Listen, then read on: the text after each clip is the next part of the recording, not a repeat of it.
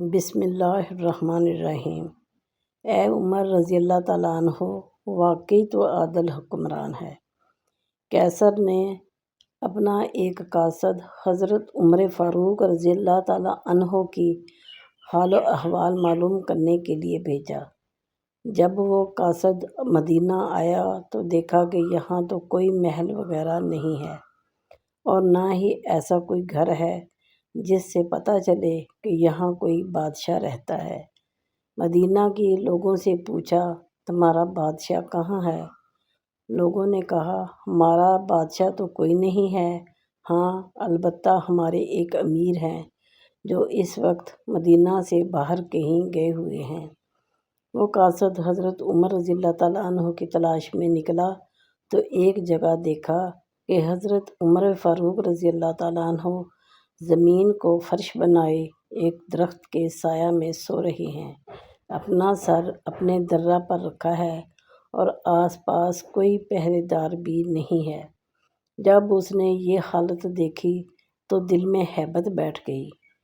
یہ ایسا آدمی ہے کہ بادشاہوں کو اس کی ہیبت اور رعب کی وجہ سے چین نہیں آتا، اور اس کی ظاہری حالت یہ ہے، اے عمر رضی اللہ تعالیٰ عنہ، واقعی تو نے لوگوں میں عدل قائم کیا ہے، ان کو امن دیا، تبھی تو آرام کی نیند سو رہا ہے۔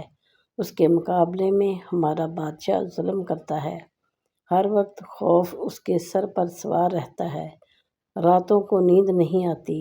میں گواہی دیتا ہوں کہ تیرا دین دین حق ہے۔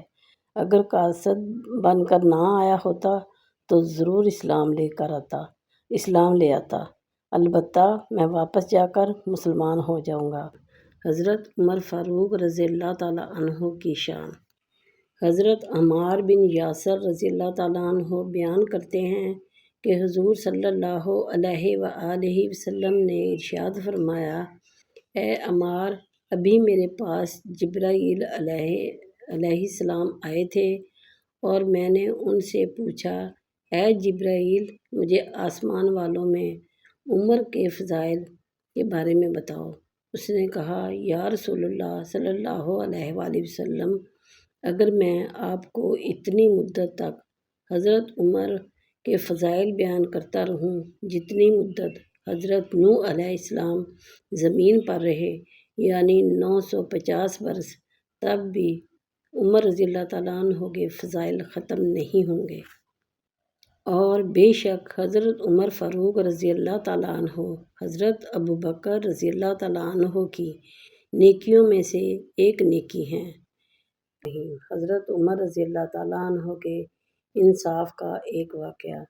حضرت عمر فاروق رضی اللہ تعالیٰ عنہ کے عدل کی یہ حالت تھی کہ آپ رضی اللہ تعالیٰ عنہ کا انتقال ہوا تو آپ کی سلطنت کے دور دراز علاقے کا ایک چرواہا بھاگتا ہوا آیا اور چیخ کر بولا، لوگو، حضرت عمر رضی اللہ تعالیٰ عنہ کا انتقال ہو گیا۔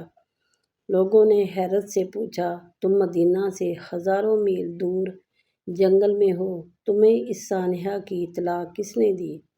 چرواہا بولا، جب تک حضرت عمر فاروق رضی اللہ تعالیٰ عنہ زندہ تھے، میری بھیڑیں جنگل میں بے خوف پھرتی تھیں اور کوئی درندہ ان کی طرف آنکھ اٹھا کر نہیں دیکھتا تھا، لیکن آج پہلی بار ایک بھیڑیا میری بھیڑ کا بچہ اٹھا کر لے گیا۔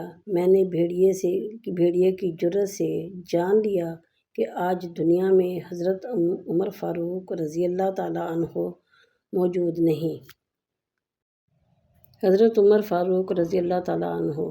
رات کو عورت اکیلی جا رہی تھی۔ سیدنا عمر رضی اللہ تعالیٰ عنہ پوچھتے ہیں، اے عورت، تجھ کو اکیلے سفر کرتے ہوئے ڈر نہیں لگتا؟ تو عورت کہتی ہے کہ یا تو عمر فاروق رضی اللہ تعالیٰ عنہ کا وصال ہو گیا ہے یا عمر رضی اللہ تعالیٰ عنہ آپ ہی ہو، ورنہ عمر رضی اللہ تعالیٰ عنہ کی خلافت میں کسی کی جرأت نہیں عورت کی طرف دیکھے بھی۔ ارشاد امیر المومنین حضرت سیدنا عمر فاروق رضی اللہ تعالیٰ عنہ۔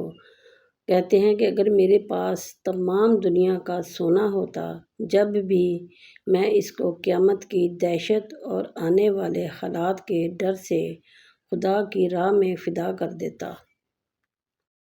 حضرت عمر رضی اللہ تعالیٰ عنہ کو منبر پہ یہ فرماتے ہوئے سنا کہ میں نے نبی صلی اللہ علیہ وآلہ وسلم کو فرماتے ہوئے سنا ہے کہ مجھے اتنا نہ بڑھاؤ جتنا نصارہ نے عیسیٰ ابن مریم کو بڑھا دیا، میں تو محض اللہ کا بندہ ہوں، تو تم بھی یہی کہو کہ اللہ کا بندہ اور اس کا رسول۔